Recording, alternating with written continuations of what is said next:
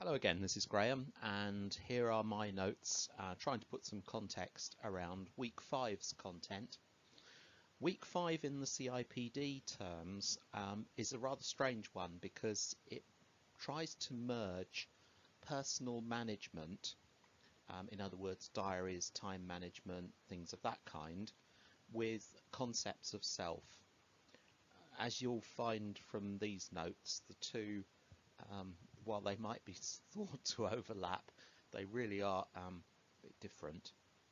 So next week we're focusing on personality, and so what I thought I would do is sow the seeds, the preparation if you like, by looking at concepts of self in these notes.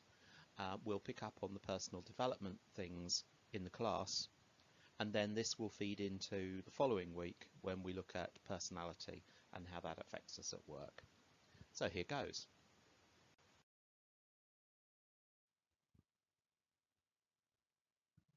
So let's begin by asking ourselves what we mean by the self. Having a sense of ourselves means that we're able to see ourselves from the perspective of other people, and ultimately to be able to adapt our behaviour according to how those people might see us. If you think about it for a moment, a baby when it's born is a bundle of complete vulnerability. It will quite quickly lock on to its principal carer, usually its mother, but it will be attached to her, it will be very dependent upon her, and there's a lot of good reasons why it doesn't want to be thinking of itself as independent.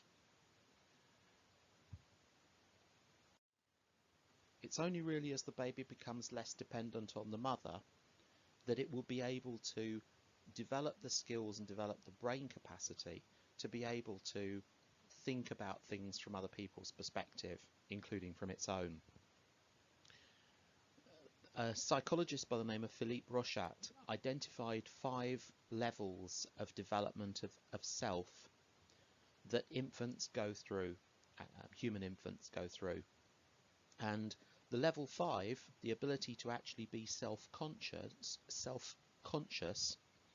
isn't really achieved until a child is around about the ages of 3 or even 4 years old. Until then, they are focused very much on themselves and their survival. They're not really developing an awareness of other people and how other people think. A lot of people find that a bit surprising, and they try and say, well, when a baby is or when a toddler is screaming for attention, that's what they're after, that they're after attention. Whereas actually it isn't. They're not looking for attention if they don't have somebody engaging with them and talking to them, or at least being present with them. They have no sense of self. It's an incredibly disabling space to be. If you don't believe that you exist, then you might as well be dead. And so for an infant, right the way up, as I say, till as much as 4 years old, not having attention from somebody can be an incredibly painful place to be. It's not surprising that they get lots of very serious emotional tantrums or whatever. That's their way of trying to make sure that somebody is with them. It's not seeking attention as such. The ability to become self-conscious, to have a sense of self, is pretty much a human quality. We only know of it in 2 other mammals. They are the bonobos and, to a lesser extent, the chimpanzees. Bonobos are remarkable animals because they are capable of quite sophisticated emotional processing and of expressing emotions, and also of recognizing emotions in other bonobos and the ones that have been raised in captivity, to also recognize emotions and anticipate the emotions of the human beings that are caring for them. That ability to anticipate the emotions, to be able to think ahead beyond the immediate situation, to be able to say, this person is going to be upset, angry, happy, whatever it might be, even though I can't even necessarily see them at the moment, is an incredibly complex state of development. As I say, to a lesser degree in chimpanzees, certainly present in bonobos, but definitely present and one of the defining characteristics in most people's minds of human beings. The part of the brain which is going through development in those early stages of life, that sort of first 3 or 4 years even, is an area which is called the insula, which is right at the core of the brain. If you think of the brain growing and developing over time, it's the insula which is the bit that forms later as the brain grows and develops the space for it. It's the area that I've highlighted on this very early 1908 anatomical drawing. It's the pink area in the middle. It's differentiated into 2 or 3 parts, and they affect the way in which self-awareness develops. We don't need to worry about that. But the important thing here is that it isn't something which we are born with. It is something which the germ is there of it, but it has to be developed through stimulation in the early years of life. That's one of the reasons why infants that are raised in appalling conditions of sensory deprivation don't develop that part of the brain as well as they should do.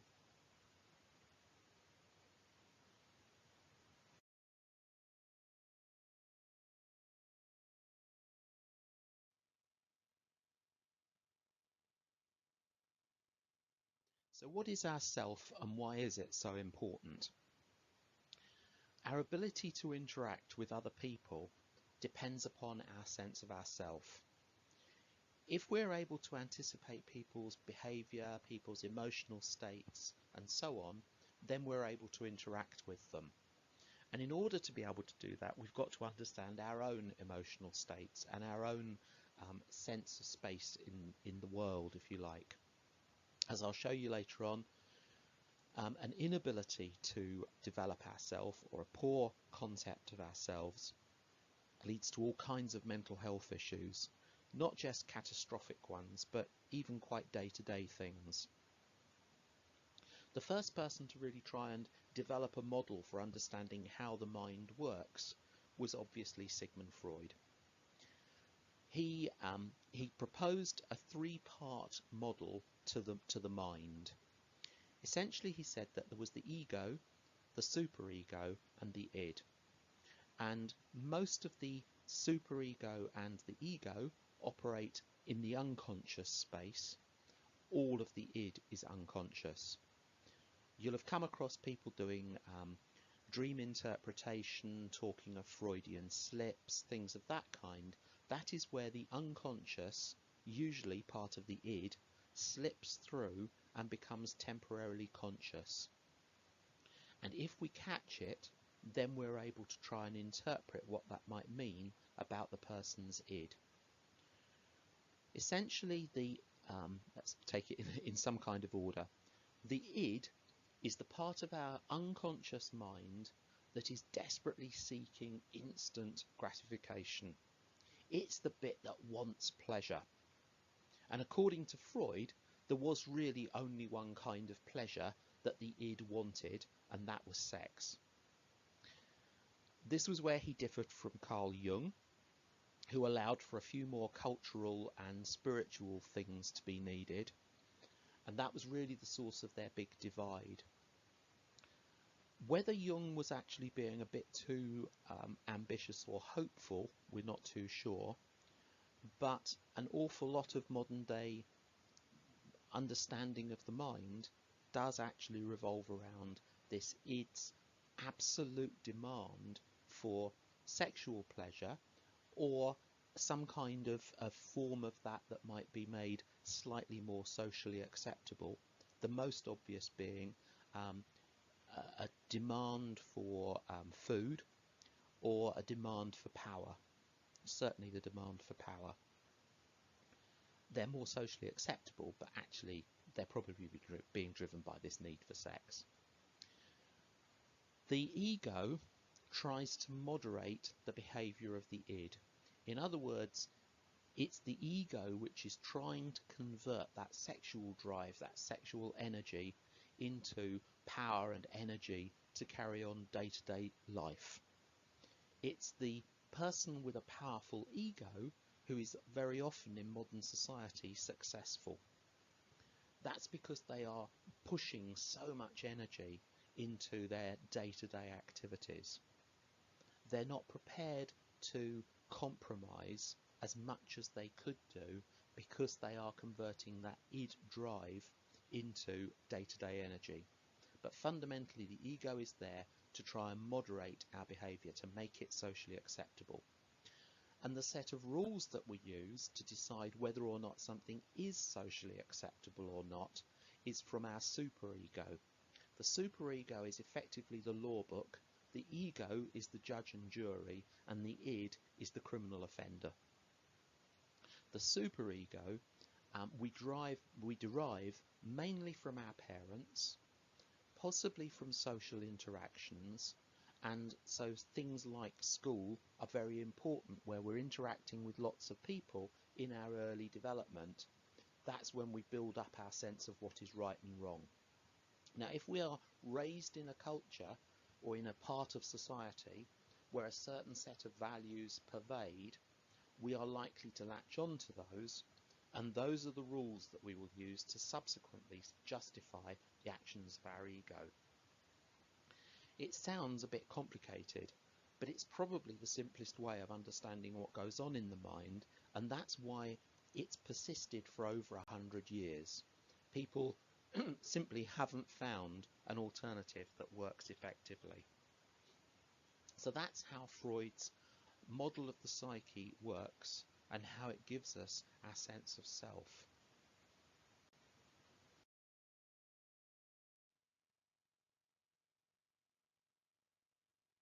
So if our ego is so important to us, if it's the drive for everything, and the superego is the thing that's converting that drive into socially acceptable uses, we understandably have in our minds ways of coping, ways of defending our ego when it gets attacked.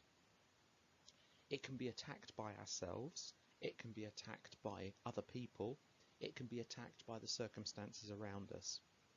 But essentially, all of us have a complex mixture of coping strategies.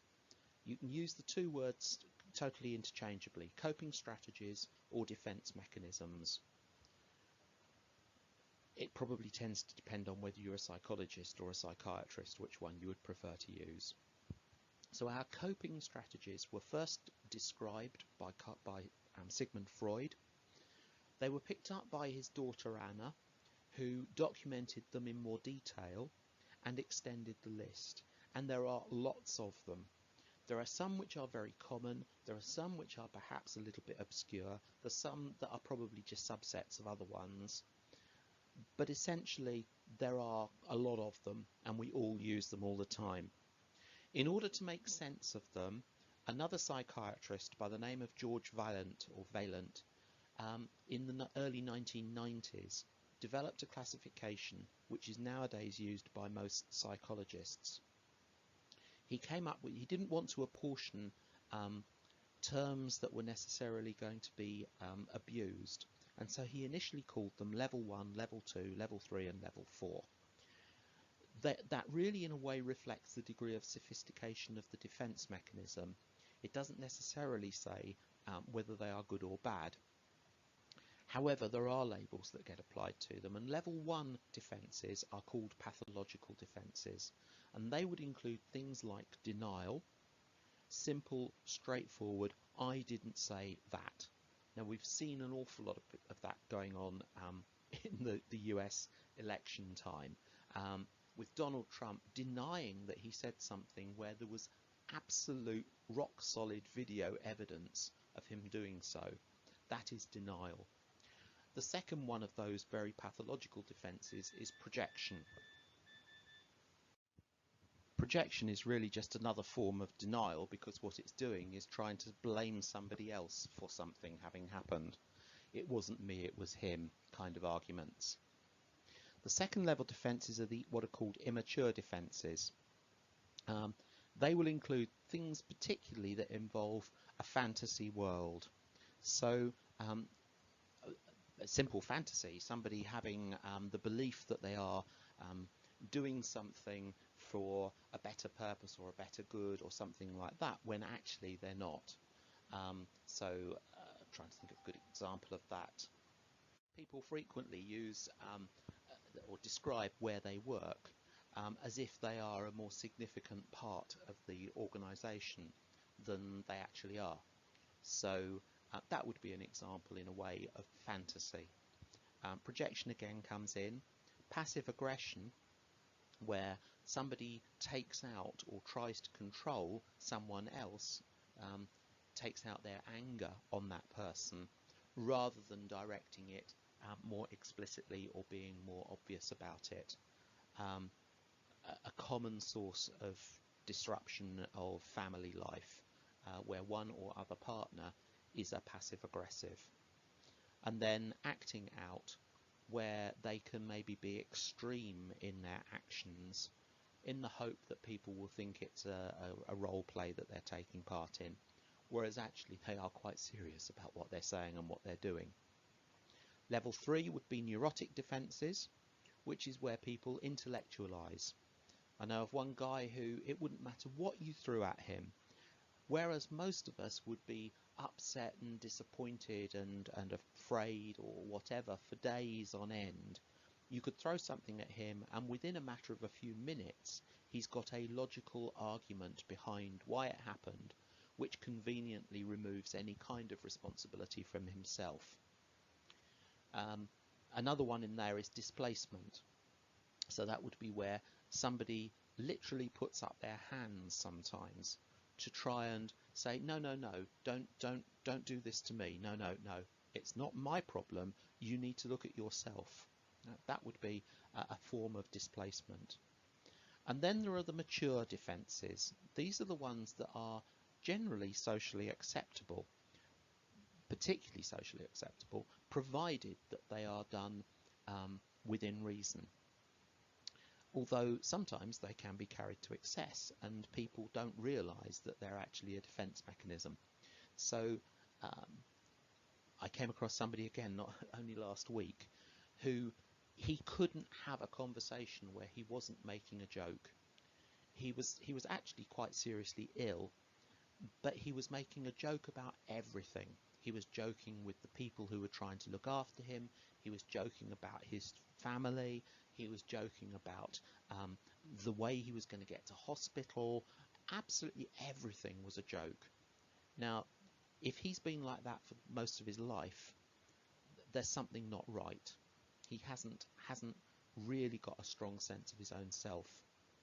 Another one would be sublimation. That's where somebody throws themselves into a hobby or a pastime, for example, with far more energy and vigour than anybody else would normally do. Freud actually identified, in particular from his era, and I would argue you probably see the same thing still, some quite successful businessmen who will become an avid collector of something. Pens being an obvious example, toy trains might be another, cars could be another, mementos of visits that they've taken, awards that they've been given, things of that kind, where they really go out of their way to collect them. That would be another example. Clearly suppression, simply pushing down a feeling, say, no, it doesn't really matter. I'm actually quite all right with the way things are. Altruism, people who are obsessive volunteers, who put vast amounts of their time into good causes, but are actually covering up for the fact that their fundamental drives, particularly their need for sex, just isn't being satisfied. And then anticipation. There will be some people who anticipate that things will be fine just down the line. They're constantly anticipating that it'll be all right. Well, of course, when I win my premium bond, when I win the lottery, when something happens completely unrealistic, then I'll be fine. They are all forms of defence. Each of these defines our personality in some shape or form. They're our ways of coping. We all need them. We need to use them in balance, and we need to be able to live through and assimilate what happens when it's a bad thing just as much as when things are good. Otherwise, we won't be able to learn and develop and mature. And so they are important.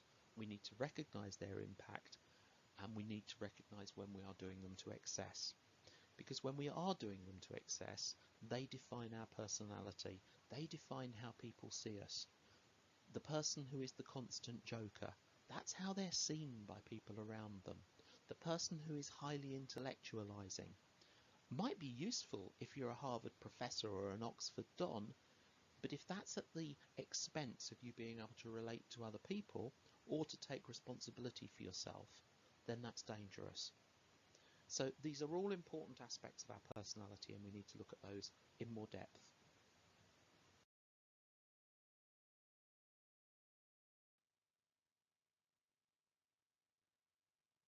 So let's look at what can happen and how our sense of self can impact on our mental well-being. Our coping mechanisms are the things that are protecting our ego. If those coping mechanisms aren't adequate, then our ego is vulnerable and we will become anxious.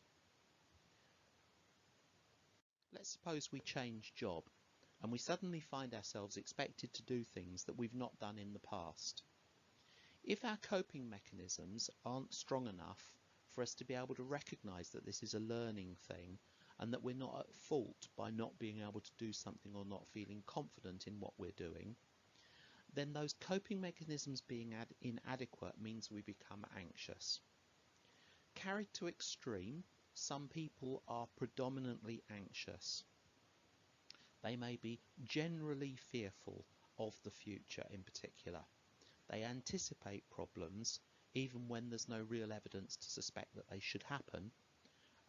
It will prevent them from doing things.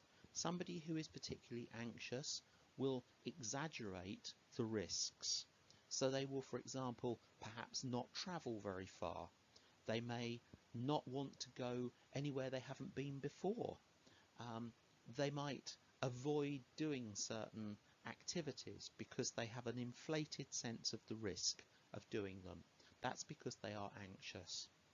Carried a bit more to excess, they generally become melancholic. So they don't just worry about things, they start to shut down a little bit. They become gloomy. I was with a couple of people the other day, both doing the same job. One of them always out there engaging, bit cynical, but generally engaging. The other one, noticeably, his voice didn't modulate as much. He had a relatively monotone voice. And with that monotone voice came a frequent way of looking at things that was glass half empty rather than glass half full. And it became a bit of a source of a joke between these two people. It crystallized in the day that we were together, but it had obviously been going on for a long time. This guy was seen as holding down, as dampening down, as being a little bit gloomy. That's the melancholic. Again, one more stage, taken to excess, becomes depressed. So that's what happens when our mechanisms aren't effective. Let's have a look at a different situation where they have been effective, but something else changes. I said that we develop our superego by drawing on the roles, the values, the beliefs of the social group in which we take part. Initially from our parents and our parents' friends and the social life around them, then potentially through school and college and so on, and then at work and the places that we live. So we have a superego which is being fed by that set of ground rules. The chances are, to try and define that social group, we have built up a picture of others. In other words, I make no bones about the fact that I am not a UKIP supporter, I have a sense of what UKIP represents. I'm not happy with it. Now, if I suddenly found myself in a space where everybody else was a UKIP supporter, I would call upon my defence mechanisms and I would reinforce the barriers. But there are some groups that we can't keep out of. For example, if I'm working, I'm happy in my career, everything's going fine, my partner and I have not thought we were going to have children yet, we thought we might in the end, but we haven't really decided to, and then, well, suddenly my partner becomes pregnant. I have moved from being the group of people that does not have children to the group of people that has children, and it will happen very quickly, in 9 months. That shift can mean that my coping mechanisms, particularly if I was a little bit condescending about the group of people that have children, my coping mechanisms will be confronted. That can potentially undermine my ego, and in the process I become depressed. It may be a passing phase while I adjust to that, or it may become an ongoing issue. If you think about a lot of the kinds of changes of life that people recognise, very often they will be associated with a subset of them who experience some form of depression. Obvious example, midlife crisis. The 40-something-year-old who has to begin to recognise that they are part of an older set and there are new people coming into work who are displacing them. They are no longer the dominant group. They have been shifted out. That is an affront to their defence mechanisms, and they are likely to become depressed. There are all sorts of examples. You could look at the 7-year itch that people experience in married life. It used to be thought of as being a male thing until people started to look at the data and realise that it's actually both sexes. Can get to the point where their relationship becomes stale and they look outside the relationship for fulfillment. Postnatal depression. A mother who never really imagined that she was going to be a mother, or never really imagined that it was going to be like this, they can become depressed because their ego, their defense mechanisms are not strong enough. They can be then reinforced, developed, and they can move out of that space, or tragically, in some cases, they won't. People who go on grieving for the loss of a job for far longer than others, who haven't adjusted to the fact that they've got to go out and find new work, or people who retire and become depressed after they've retired because they haven't got other things to put their energy into, and they maybe feel rejected as well associated with that. They have moved from one group to another group, particularly a group that they didn't really respect and want to be part of, and that can lead to that development of depression. The third group that we need to be aware of is where the self becomes disordered. In other words, there are parts of the brain that are operating in one direction and trying to create one identity, and other parts of the brain that are trying to create a different identity. The most extreme of this would be schizophrenia. What's happening is that in our brain there are parts of the brain that are associated with receiving auditory information and visual information. We receive it and we do a little bit of the part processing. We then pass that information on to another part, or to other parts of the brain, which are responsible for interpreting that information. They then put their feeds together to one part of the brain, which is the part that makes decisions and acts on the information that it's being given. Now, if the one or other of those pathways, or both, are not processing the information effectively, then the final stage is getting information which is not continuous. It's not it doesn't tie in with itself. It's got discrepancies in them. There is a disconnect. How How can that happen? Well, it tends to happen in the part that is processing the feed, and what's happening is that our ego is trying to make sense of the information at that stage. If the ego isn't working effectively, if the coping mechanisms aren't working effectively, then the processing can be different in the two parts. And that's when somebody who has got a problem with their auditory processing might start to hear voices. And that's when somebody who is having a problem in their visual processing might suffer from hallucinations. Of course you can get both, but you can equally be a schizophrenic with only one or other of those. Now it's an extreme example, but it's where the coping mechanisms are not effective. That's leading to the inability to process the information. That leads to the disconnect, and the way our body then reacts is to become, well, in this case, an extreme case, schizophrenic. There's obviously lots of intermediary stages as well along the way. If you start to hear voices, don't panic. That can be another part of our coping mechanisms. So lots of different ways in which our coping mechanisms are really important. They're not to be denied, but it's useful if we understand them, because then we can lead more effective and more fulfilled lives.